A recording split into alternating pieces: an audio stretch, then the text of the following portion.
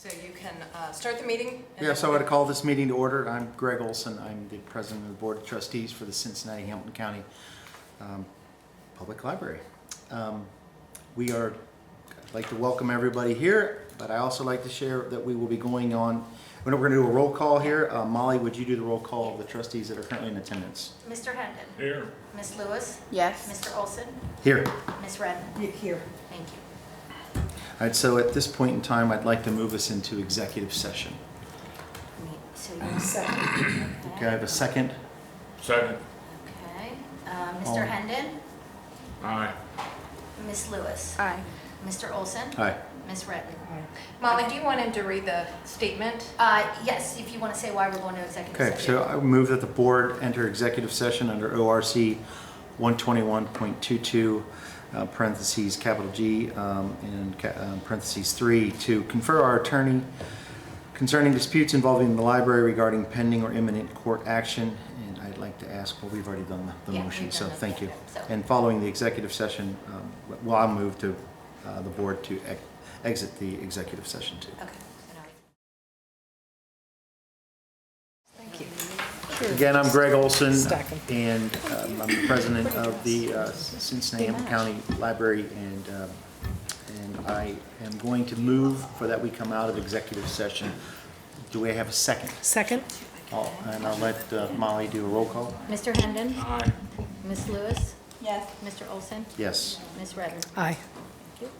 All right, thank you. We have a guest here, but we do not have anyone who wants to make public comment. So we will move on to the director's report. Thank you, Mr. Olson. All right. Ava Jane Remain, director. How about Cool. that? Is that Got it all right. Cool. I'm Cool. Paula Oh, yeah. Bremheger, and I'm Two-thirds. here to deliver the director's report. Starting off with our main library opening celebration. We had a weekend-long celebration of our main library's renovation and reopening, July 12th through 14th. With more than 12,000 visits during the weekend, our community clearly answered our call to meet me at Main, enthusiastically touring and experiencing the renovated and reimagined South Building.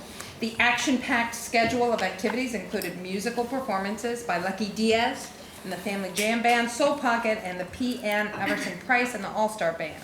More than 280 children and teens signed up for the summer reading program and attended other programs like local celebrity-led story times and Taylor Swift-inspired friendship bracelet making. A robust attendance of the Women in Film panel and the preview of Paul McCartney's Liverpool Oratorio demonstrated clear interest by visitors in our local arts and culture-themed sessions. While we did not reach the world record of more than 1,900 library card signups in one day, we did register an impressive 898 new card holders and saw more than 5,000 items checked out. It was a weekend of fun that leaned into our central design element of the social stairs, featuring Cincinnati's musical history. Thanks to everybody who came and everybody in this room who worked so hard to make that a success. Moving on with good news about Main Library. Library Journal Design Institute, we have been selected to host this Design Institute in October. The full-day think tank designed for library staff and planners includes panel discussions featuring architects and library workers. It will take place at the main library on October 10. Registrants who arrive early can enjoy branch tours of up to 4 of our new and renovated branches on October 9. We are excited for this chance to highlight our extensive and transformational facilities master plan projects to an expected audience of 100 to 125 attendees from across the Midwest.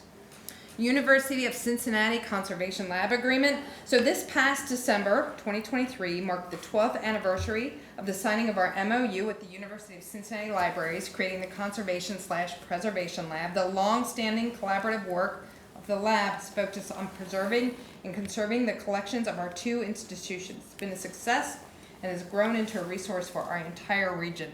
After more than a decade of success, it is time to revisit and update that MOU, as a conservation lab has always been and is expected to continue to be housed at the University of Cincinnati, UC, along with staff and equipment.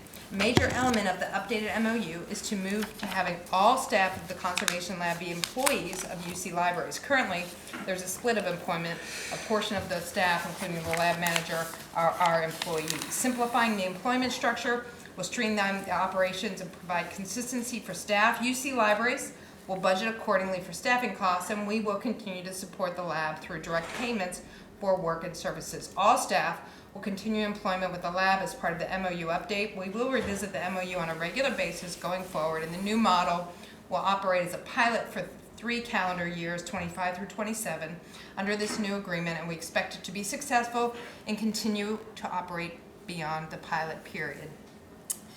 Passport office announcement event. We have been contacted by Senator Sherrod Brown's office to host an event focused on announcing the establishment of a new passport office in the Southwest Ohio region.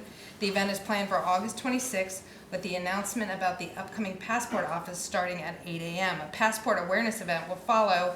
Oops, that's not true. The event is planned for August 26th from 12 to 7. That was an update late this afternoon. My apologies. What you see on the screen is correct.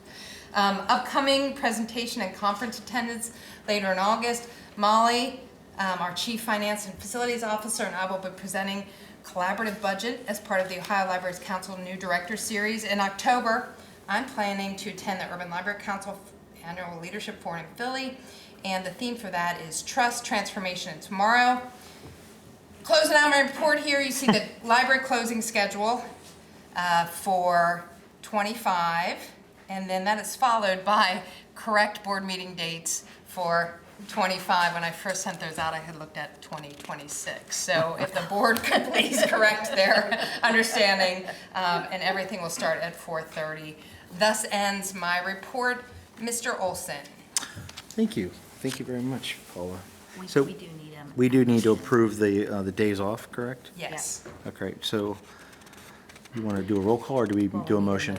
I Yeah. make a motion to approve the holidays, days off. Some- Okay. Mr. Hendon? Ms. Lewis? Mr. Olson? Yes. Ms. Redmond? Yes. Thank you. Okay, so we will move to Mr. Hendon to present the Facilities Finance and Audit Committee report. All right, this Facilities and Finance Audit Committee met on August 6, 2024 in the main library. Committee Chair Robert Hendon, committee members Diane Cunningham Redden, Nadine Allen were in attendance, along with Board President Greg Allen, staff members Paula Bremheger and Molly DeFosse was also in attendance. His recommendation, the committee at the board take the following action. Concerning the Main Library project update, Main Library reopened on July 12, 2024 with a wonderful week-long celebration. Continue to work with Turner Construction on the punch list items that have been identified. We need to confirm the following change orders to modify the interior renovation GMP for Turner Construction, and there's actually a credit of $533,000. Library but Molly's got plans to spend that. Library, along with a team from Turner Construction, Chapman with CTMA and Donovan Energy, continues to evaluate options for replacing, updating several mechanical components of main library's main north building that are at the end of their life. These items include the chiller, cooling tower, and electric components. The high-level estimate is between $7 and $9 million for the project. We're working to have a GMP later this year so that equipment can be ordered for planned installation in 2025. We're also exploring the opportunity to install solar panels in the main library. We anticipate additional information related to this in the October or December board meeting. Now, Cheviot Branch Accessibility and Maintenance Renovation. Authorize Eva Jane Remain, CUM Director, to modify the branch renovation replacement 2022 to 2027 agreement, along with necessary change orders, subsequent reporting and confirmation with Turner Construction via GMP amendment subject to owner and attorney review as follows. GMP inclusive of CMR fee and CMR contingency equal to or less than $3,500,000 with a projected budget of $4,950,000. Detailed below. And I'm not going to go through the detail. You can see that in the report. The current branch is expected to close in mid-September 2024, and construction is expected to take 6 months. Sims Township Branch Renovation Addition. Design and cost assessment process is wrapping up for the project. We're working hard to maintain costs while incorporating energy-saving features. In order to expedite the project, we'll begin demolition. The project will be bid. GMP is being compiled. While the GMP is being compiled. Approve an early guaranteed maximum price authorization for Turner Construction not to exceed $400,000 for for the demolition of the existing Sims Township branch to commence after zoning approval for new buildings so that work can begin immediately, and authorize Eva Jane remain director to execute any documents necessary related to this matter. We anticipate the new branch GMP for the Sims Township to be ready in October 2024. Parking lot repairs and replacement. Identified several parking lots due to repair. Lots include Distribution Center, Anderson Branch, Madeira Branch, Montfort Heights Branch, Covedale Branch, and Blue S Branch. Authorize Eva Jane remain director to modify the branch renovation replacement 2022 through 27 agreement along with necessary change orders, subsequent reporting for confirmation with Turner Construction via GMP amendment subject to owner and attorney review as follows. GMP inclusive of CMR fee and CMR contingency equal to or less than $1,350,000 with a projected budget of $1,635,000 as detailed below. And I'm not going to go through the details. You see that it totals $1,635,000. Laurel Hills Branch accessibility and Madisonville Branch accessibility.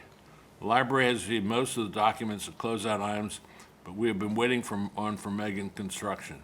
There are several items that we do not anticipate receiving, but we intend to have Megan provide the library with affidavit acknowledging their responsibility for the missing documents. The item holding up the Laurel Hills final payment is resolution of the LEED certification documents.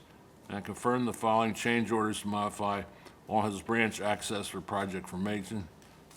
Design changes for $65,000, unused allowances and contingency, credit for $247,000, some change. Confirm the following change orders to modify the Madisonville branch project for Megan Construction. Reduction for liquidated damage, $52,000. At the end of July, we received payment from Ackerman for the 10 allowance related to the Madisonville branch lease improvements. Revision of 2024 estimated resources and annual appropriations. At the end of June, we were notified with an update estimate of 24 PLF fund, which reduces anticipated revenue as indicated in the table below. Highlights the fluctuations in this revenue source and the reliability of our consistent, stable local funding. July, the confirmation was $49 million. December was $48 million. June was $48 million. Total reduction of $1,163,200. Overall, we're trending ahead of anticipated revenues in several categories, so there's no adjustment needed for overall estimated resources. PLF fund is expected to incur more expenses in '24 than originally budgeted, which was based on prior year actual spending. There are adequate resources in the fund to account for the following two changes. Confirm the following change to account for increase in professional services for account for needed services related to summer reading, expenses purchased and contract services increased by $25,000, increase in expenses $25,000. Approve the following appropriation change for account and additional supply needs in the library program fund. The remainder of 2024, supplies increased by $25,000, increase in expenses $25,000. And I need a motion to accept the items. I'll make a motion. Second. Mr. Hendon? Aye. Ms. Lewis? Mr. Olson? Aye. Ms. Redmond? Aye. All right, now these are for more information only. We're pleased to announce we received the temporary certificate of occupancy on July 24th, 2024. The construction punch list work is ongoing. The shelving installation expected to be completed in early August, and the furniture will be installed shortly after. By mid-August, branch staff will begin shelving materials and preparing the branch to open. Child's play feature will be installed in late August. Anticipated ribbon cutting on Saturday, September 12th, 2024. And the Mount Healthy branch replacement. The interior finishes are in progress and expected to be completed on schedule. The work on the roof is underway and the site work is expected to be done in September. Project is tracking for a temporary certificate of occupancy in September and grand opening early November. Sims Township temporary branch. After approval of June 2024 board meeting, library execute a lease on the temporary space at Governor's Way. Library facilities team is preparing the space. We expect to move the location in early October. Miami Township Cleves property purchase. Library has engaged J.S. Held to manage the due diligence process in the property. The anticipated completion of these items is August 31, 2024. We intend to close by September 15, 2024, as indicated in the purchase agreement. Hyde Park Branch elevator replacement renovation. Hyde Park Branch opening in mid-April with much fanfare and the support of the community members. We continue to work through a few design changes with support of Turner Construction and Design Team. Ongoing FMP implementation, life cycle replacement planning. We continue to evaluate opportunities and explore design possibilities in Avondale. The architect and construction manager are working on cost estimates for several options. We continue to search for a temporary space in the event we need to close the branch. Library has continued working with our partners and options for the Delhi Township branch in accordance with the original FMP timeline of 2026-27. We will include township officials and community as options developed. Exterior sign replacement phase 2. The second round of sign refacing is currently in design with the intent of installing no later this year. The locations for these phases include Coreyville, Harrison, Marymount, Northside, Reading, Sharonville, West End, and Westwood. Now, the 2023 audit. The annual audit by the Auditor of State was recently completed. Trustees were notified by email on July 26, 2024. We submitted the report to the Government Financial Officers Association for the annual award. The audit noted one item where a revenue category was not classified correctly. For internal accounting purposes, we track the rollback reimbursement from the state as property tax, but it's classified as state intergovernmental revenue for financial reporting purposes. We historically have reclassified this during the preparation of the annual compensation financial report, and this step was inadvertently missed when we outsourced the preparation for the local government service offices to the state auditor. The overall revenue was reported properly in total. And that concludes my report. I did want to clarify that on Miami Township, September 15th is the due diligence date. The closing date will actually be by October 15th. So I just wanted to clarify that on the record. Thanks for the clarity. Appreciate that, Molly. Okay, thank you, Mr. Hendon, for your report. Very well done. We'll like to turn this over to Ms. Lewis for the Development Committee and the Development Report. All right, good evening. So the updated Memorandum of Understanding, MOU, the Anderson Township Library Association's Memorandum of Understanding with the library needs to be updated based on a variety of changes in our operating relationship. We request approval of the attached MOU. The revised agreement is attached as follows. Memorandum of Understanding with the Anderson Township Library Association. Proposed MOU, Exhibit A, current MOU, Exhibit B. We need to scroll down. You can keep going. Can I just? Yeah, you can, yeah. Okay, they're attached. Exhibit A and B are at the bottom. Okay. All right, art donations. The library has been approached to accept multiple art donations from the following donors. The donors have not set forth any conditions on the acceptance of these pieces, and the library is poised to accept and gratefully display them as appropriate per the acquisition of art objects policy. These objects are as follows. From the City of Cincinnati, 2 pieces of art previously on display at the Duke Energy Convention Center will be permanently donated to the library for the benefit of the community. The pieces are as follows. Fluss, a series of glass pieces of wall art. Roebling, a tile mosaic. From Elizabeth Sittenfeld in memory of Paul Sittenfeld, an outdoor garden book sculpture created by local sculptor Theodore Gantz. The following is for information only. So I think we need a motion. We need a motion? Okay. I move we accept the proposals. Second. Okay. Mr. Hendon? Aye. Ms. Lewis? Aye. Mr. Olson? Aye. Ms. Reddick. Aye. All right. The following is for information only. Development Office. In the coming years, we will be reviewing the acquisition of art objects policies and guidelines to ensure they reflect best practices on accepting donations, as well as incorporating a periodic review of existing objects in the library's collection and how and where items may be displayed.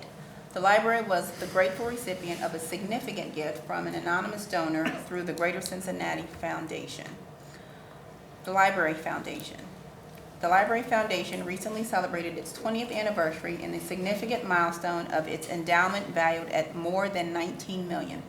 In celebration of reopening the main library, the foundation hosted a jazz brunch on July 14th. This sold-out event was made possible thanks to the sponsorship of Turner Construction, Champlin Architecture, Group 4 Architecture, Research Planning Incorporated, DSD Advisors, Interior Project Management, and U.S. Bank Private Wealth Management. Friends of the Public Library. With the reopening of the main library, the Friends will resume selling bricks on the signature wall for $500 per brick. The signature wall was designed by John A. Bennett and installed as part of the 1983 main library expansion. Anderson Township Library Association. The 44th Summer Used Book Sale at Nagel Middle School was a success, with more than $39,630 in book sales and donations reported to ATLA and the Anderson and Mount Washington branch libraries. I move to accept my report. We accept. Thank you. Thank you, Ms. Lewis. I think I'm. So the next, I believe it'll be you Me again. again. for the You all get to hear me technology again. committee. Okay. Yes, so- Best Yes. ever. Thank you All very right. much. Okay. Our Technology Committee report. Featured manager Molly Mitchell. Hey, Molly. Molly Mitchell is our sorting and materials retrieval manager and has been with the Cincinnati and Hamilton County Public Library for 15 years. She received her Bachelor of Fine Arts in 2008 from the School of Design, Architecture, Art, and Planning, DAP, at the University of Cincinnati, and joining our team the following year as a shelver in the book distribution department. She became part of the original sorting team when an automated materials handler was introduced in 2012. In 2016, Molly was promoted to sorting and materials retrieval team lead, and in 2023 was promoted again to her current position of sorting and materials retrieval manager. Molly has participated in many project teams and work groups, including the Distribution Center, Transition Team, Main Library Wayfinding, and the ongoing branch opening team. She was a 2022 participant in the Library Leadership Foundations course. Molly's position with our library is quite a unique one for CHPL, or for that matter, any public library. SMRT is the largest department in the library and includes 51 staff members working across 2 locations to handle the 5 functional areas of sorting, paging, main shelving, main collection maintenance, and resource sharing. Molly and her team are essential for our library's success. Without their day-to-day hard work and efficiency, customers' materials doesn't get where it needs to go, and getting people their library material when they want it to the location they want it delivered to is the very essence of what it means to provide great library service. Yes, ma'am. Sorry, I should have said that. No, ready. Yes. Thank you, Ms. Lewis, for that. Thanks to members of the board, and thanks to the senior leadership team for having me here today. I'm really happy to be here, excited to talk to you all about sorting and materials retrieval, our staff, the work that we do, and the incredible technology that we use. As Ms. Lewis said, sorting and materials retrieval is the largest department in the library system. We work across 2 locations, handling 5 functions, and when fully staffed, have 51 employees. So we have a lot happening, we have a lot in motion, and have our hands in a lot of projects system-wide. I want to highlight some of those projects, but first I'm hoping you'll find it interesting to hear a little bit more about our day-to-day workflow, particularly our pulling, sorting, and shelving cycle that we complete each day, as well as our collection maintenance and Search Ohio work that we complete. The most natural starting point with our work is with our group of pages. Each day we print a massive list of customer requests. It's typically 1,600 or 1,700 items each day. And we divide up our list and we send our pages all around main library, which is across, we send them out across 10 floors of collection, both in our closed stacks areas as well as in the public floors. And we pull every item a customer has requested. Once we have the item in hand, we process it, print a hold slip, and if it's for one of our main users, we just simply put it on the hold shelf here. But a majority of our items are actually for our branch customers, so we put it in a bin and send it to our distribution center, which is just a mile away or so in Queensgate. And once the items make it to the distribution center, that's when our sorting team and our technology take over. The distribution center sorter is an incredible piece of equipment, truly amazing. It is a 65 chute sorter, which gives us space to, for each of our 41 locations to have a spot on the sorter. And it is RFID capable, which means it will automatically pick up items and distribute them into totes or bins based off of whatever location a customer selects. Once the materials are sorted, we tap into our tote check-in system, which essentially connects multiple barcodes to a single tote and to the destination branch. And I want to just go into a little more detail at the risk of boring you all, so hang in there with me. The tote check-in system is just an incredible efficiency for branch staff in particular, and was a major selling point when we purchased the sorter in 2019. It saves a lot of staff time and energy. For example, our Sims Township branch, which you all heard about, it's our high circulating branch, and any given day they might receive 25 to 30 totes of materials. And instead of scanning hundreds and hundreds and hundreds of items by hand individually, they're able to scan one barcode on each tote and have everything automatically checked in. So clearly a major time saver, and just it was a real technological achievement for our organization when we implemented it. If you're at all interested in seeing any of this process, please come visit us at the distribution center. I love giving tours, so it's really entertaining to see. How big are those totes, Molly? Well, yeah, they're not like you lift them, you can you pick have them to up. lift So, them. yeah, not too big. I still want to ride on the distribution. Yeah, come hang out with us. You have to fit in We the love tote, that. Bob. Gotta go in the tote. There you go, being tote. Yeah. Sorted in the totes. Barcode them. There we go, yeah. Anyway, so picking up on our cycle, materials are sorted into these totes. The totes make their way onto delivery trucks. The trucks go to the branches, and that's where the customers can come in and check them out. Once they're returned, they make their way back down here to the main library, where we have another sorting machine, our original sorter, that is not as big or as fancy, but works hard for us each day, hustles every day. And that sorter separates by item type or shelf location, all specifically for main library. And then that's when our third group, our group of shelvers, kick in, and working out of these sorted totes and trolleys, they do a rough sort, what we call a rough sort, a fine sort, and then they return the item to the shelf, back to the beginning, thus completing that nice little cycle. It's a really neat life cycle of a hold kind of system that's happening within SMRT each day, thousands of times a day, and just a really satisfying process for us. Just outside of that sorter, or the page sorter shelver loop, are our two other functions. Our collection assistants are our next group, and they are essentially our quality control team. So they go around main library looking for any items that are long in transit or have been missing, and they're also the point people for much of our collection shifting work. So that's just when a collection needs to move from one area of Maine to another. They're the ones who coordinate that. Our last function, our Search Ohio service, is the area in our department that scales our work beyond Cincinnati and Hamilton County, and is really another standout piece for our department. This service, handled by our resource sharing staff, is dedicated to the borrowing and lending with other Ohio libraries through our Search Ohio and Ohio Link networks. This network connects our customers to over 140 other public and academic libraries across the state, and gives library users outside of our area access to our incredible collection. but most importantly, it exponentially expands the number of materials that are available for our customers.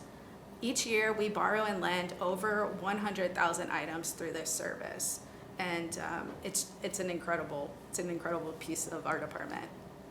So, thank you for hanging in there with me. That's our department in a Molly, nutshell. how does that work with, like, if I go to the library site, are all of those options available on that site, or do I have to go into It's it? another click after Okay. you've searched for an item. You can Okay. then, if we don't have it available within our catalog, then you're able to search either through, Does it look through does the it- Search does Ohio it, like, or- beckon you to do that? Like, hey, check this out. it's one of the, it's like a drop down. It's not like a, yeah. So you'd have to know that it exists? To There's go- there's to an get on- emblem. I Yeah, think. yeah, there is, yeah, there's it's on a- the item page, but. It's somewhat beckoning. Yeah, and I think the thing is, like, right now, all the kids going back to school are very aware of that, because we get a lot of connection to the academic libraries across Ohio, which is, it's great to have the public libraries, but the Yeah. academics, very easy for kids in college to get a lot of the things Yeah. that we wouldn't carry in a public library here, so it gets busy this Yes, time of year yes, with it Search does. Ohio, it Yes. gets busy, The logistics of that seems pretty darn neat, yeah. It's very cool, yeah. especially when we Gentleman get. back there has a question or a comment. Yes, I see you getting all this money to do things for the library, for the city. What are you doing for the homeless? Because I don't think we're any in a help position to being accept available, public they're comment. making like generosity and 3CDC is can what? helping us. They're not helping me do nothing. I would maybe had even an want. appointment with them this morning, and they didn't even show up at the appointed place. And they work every day sweeping, so-called sweeping trash for 20-something years.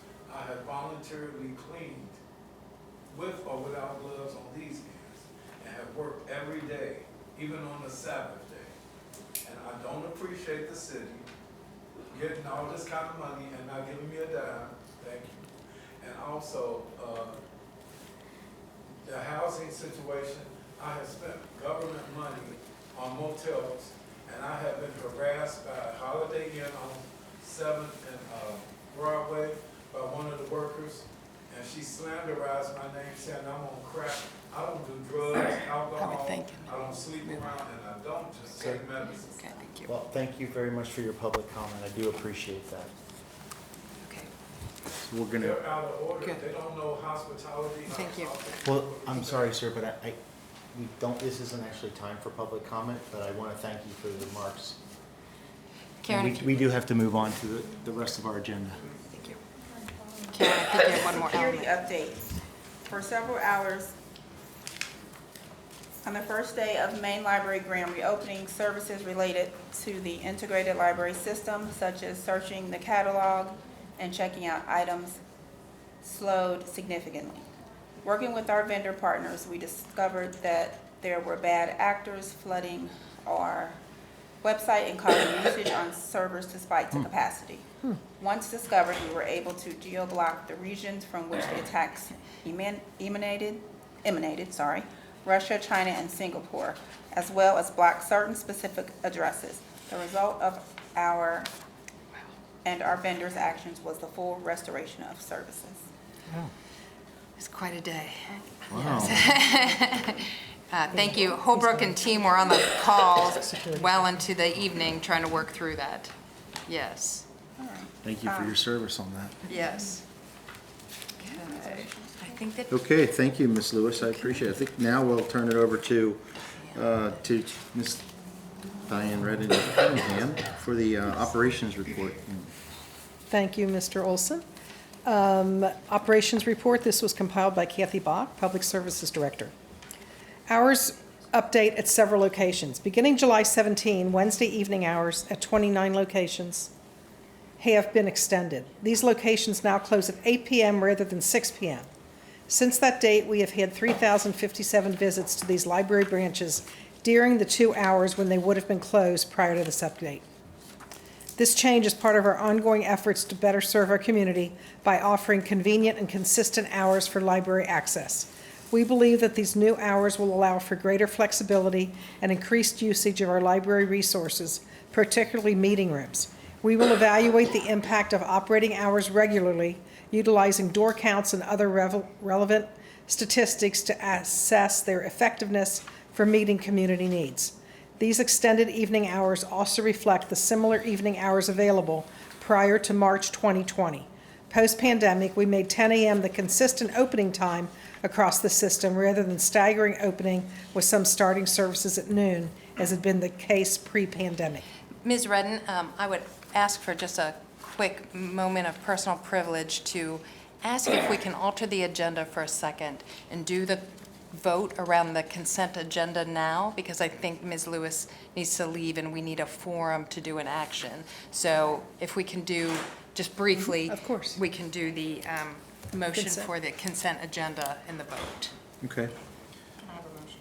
Yeah, I make a motion for the consent agenda. Would anyone second that? I'll second that.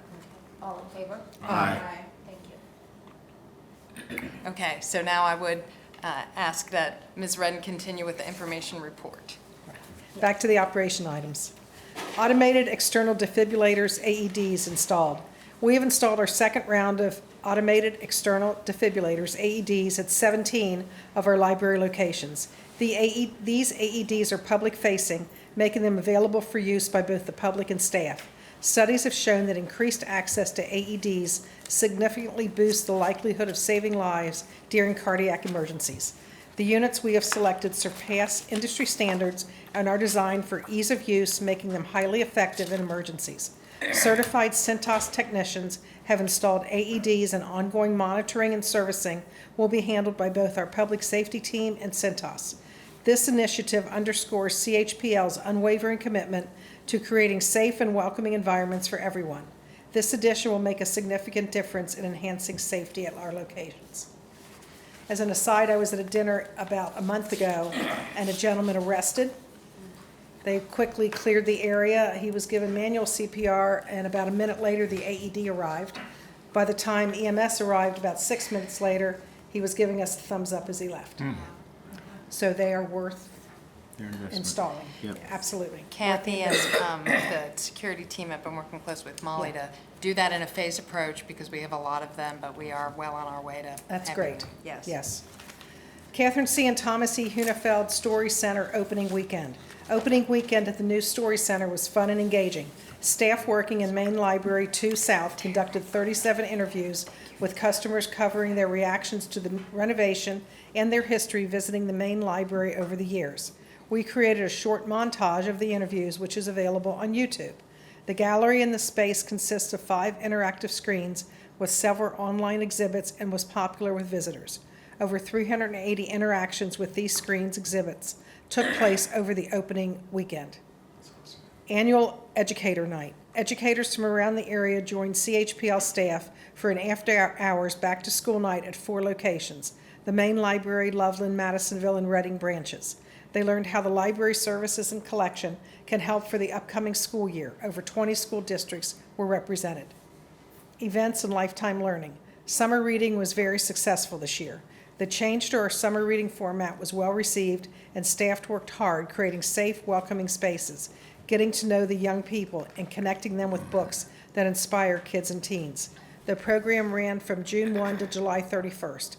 During that time, 29,044 kids and teens joined summer reading by picking up their free book and challenge sheet. This is an increase of 8% over last year's participation. The library presented 2,036 programs for youth and families with a total attendance of 60,240. Summer meal and snacks were delivered to 7,738 kids and teens in partnership with UMC Food Ministry. Over 5,000 additional books have been distributed as part of the Equity Book Giveaway initiative, with more giveaway opportunities scheduled for early August as kids prepare to head back to school. Both customers and staff have reported very positive feedback on the switch to summer reading and the new challenge format that supports reading as a habit. The Wonder Wheels continue to be a successful tool in building relationships between youth and staff. The library is partnering with UC's Evaluation Services Center to pilot creative strategies for engaging youth while gathering feedback about summer reading. This work is still in progress, and a full report will be made available in October. Additional upcoming programs and events. We are pleased to welcome the Nancy and David Wolf Holocaust and Humanities Center to Discovery Pass as of August 1st, 2024. We have several exciting programs coming up, including August 17th, Back to School Resource Fair at the Downtown Main Library. August 27, I Want to Believe, returning to an Age of Reason with Dean Regas at the Coreyville branch. September 4th, Shark Meet and Greet at College Hill branch. September 9th, Peruvian Vase painting class at the North Central branch. September 14th, Presidential Connections, History and Heritage featuring Spring Grove Cemetery at the Madeira branch. Thank you for your report, Ms. Redden. And with that, we will move this to, I think it stays with you. It does. How lucky are you? The HR, we are always lucky to have you. The HR report was compiled by Kyla Harden, Chief Human Resources Officer. Thank you, Kyla. This is information items only. Upcoming market assessment. We are exploring a partnership with industry experts to conduct a market assessment in 2024. This assessment, similar to a compensation study, will analyze internal and external data to ensure our pay practices remain competitive and sustainable while providing recommendations for improvements. With our FMP and locations continuing to evolve and often expand, we will also seek advice on enhancing consistency in staffing models across similarly sized and situated locations. We anticipate starting this market assessment in the fourth quarter of this year, with a recommendation slated for implementation in the first quarter of 2025. Community Leadership Certificate Program. Our second cohort of the Community Leadership Certificate Program will begin classes the week of August 28th.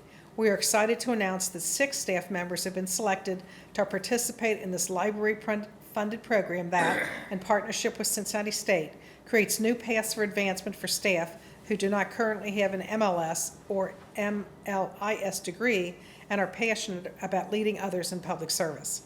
Congratulations to our second cohort, Caroline Hoffman, Cloud DiLoretto, Sarah McGuire, Claire Harless, Lauren Sprague, and Mary Beth Thiemann.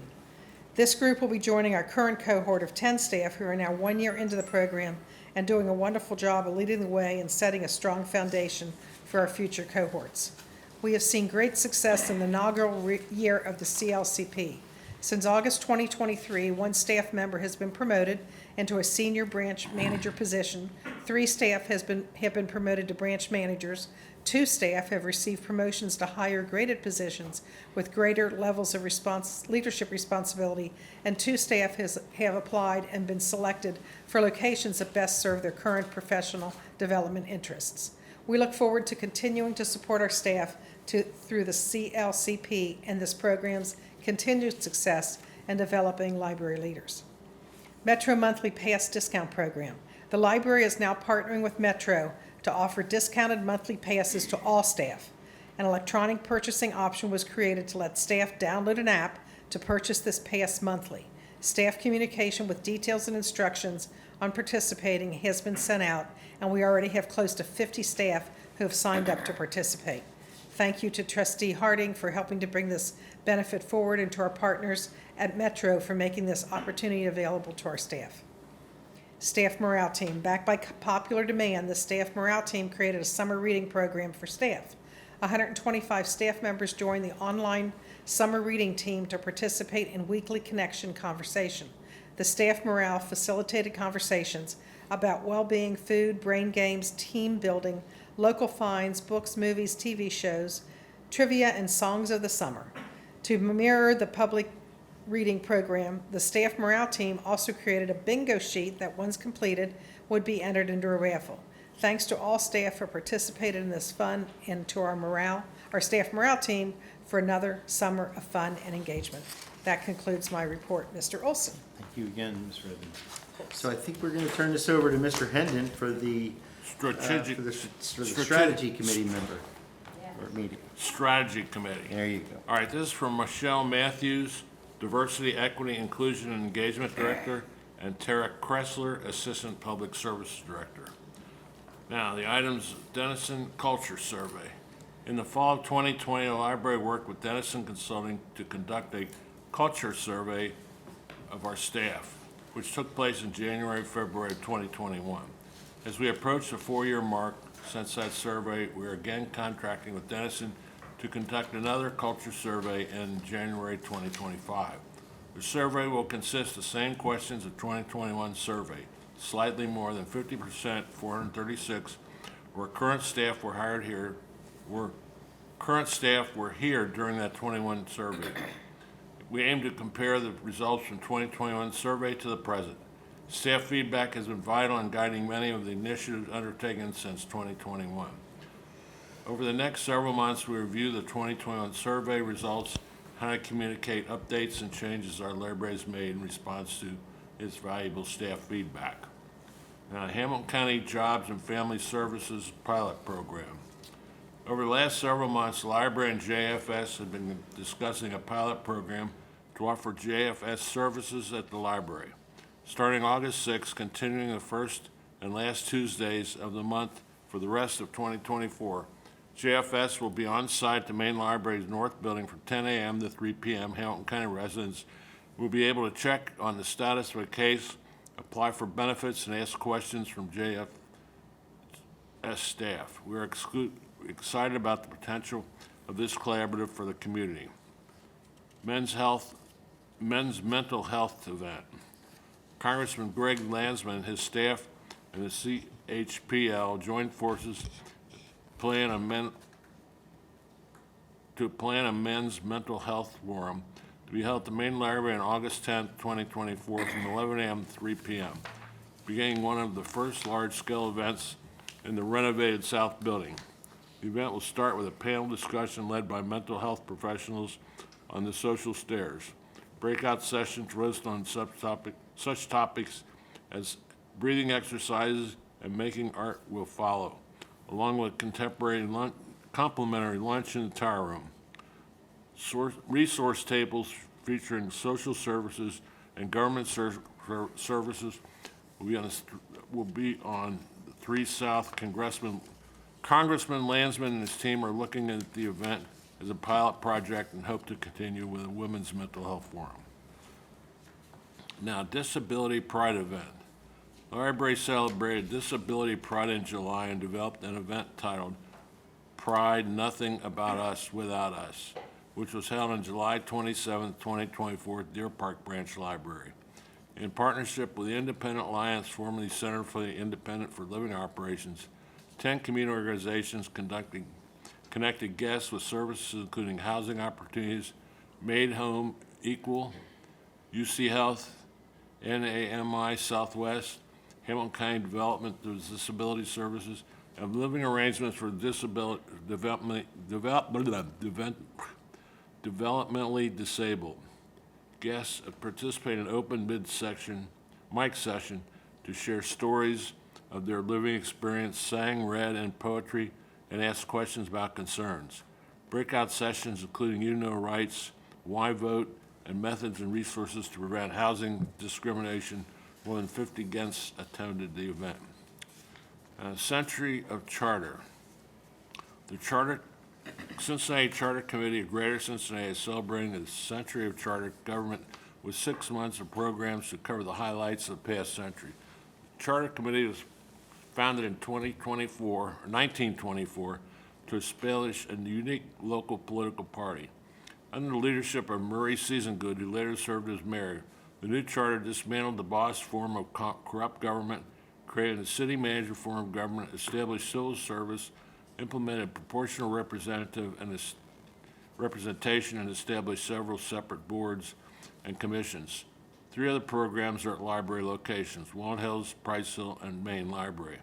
Eva Jane Remain, COOM Director, welcomed attendees to the event at Walnut Hills on July 16, 2024.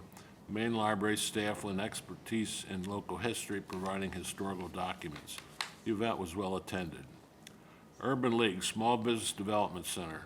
In August 2024, we began hosting office hours for the Urban League Small Business Development Center in the main library makerspace on first and third Tuesdays of each month from 2 to 4 p.m. ULSDC will contact with entrepreneurs to help develop business plans, manage finances, provide cash flow analysis, provide financial projections, and assist with navigation of small business funding sources. Building book-rich environments for youth. We're exploring and launching several new initiatives to reach youth in Cincinnati and Hamilton County. Our focus is on to create a book-rich environment for those who may have access to books on a nearby public library. Our goal is to connect these youth with library resources and provide literacy and foster the love of reading. We extend our heartfelt thanks to the Library Foundation for supporting our book-rich environment initiatives. Examples of initiatives may include working with Barbershop Books, whose mission is to inspire Black boys and other vulnerable children to read for fun through child-centered cultural responses and cultural-based programming and content. This fall, the library plans to recruit up to 10 community-minded barbershops to partner in this initiative. Each barbershop will receive a bookcase and a curated section of titles identified for the survey of Black boys. The books and bookcases are provided by the Barbershop Books. Barbers will also receive training regarding the program and how it flourishes. Engage in a pilot partnership beginning in September with the Hamilton County Juvenile Court to offer on-site program books for youth who are confined or on probation. To ensure that the books meet the needs of this new initiative and appeal to youth, the library will curate a list of books, graphic novels, and manga from our collection. Books for youth on probation will primarily be provided with generous support from the Friends of the Library. Library staff will go on to the Juvenile Justice Center monthly to host books, talks, book clubs, and other programs for the female and male pods. And that concludes the report. Thank you, Mr. Hendon. So I think lastly, we just have a motion to adjourn. I would make a motion to adjourn, Mr. Olson. Second. All in favor? Aye. Any- Okay. Any opposed? Same sign. Stacy looks a little nice. Stacy wants,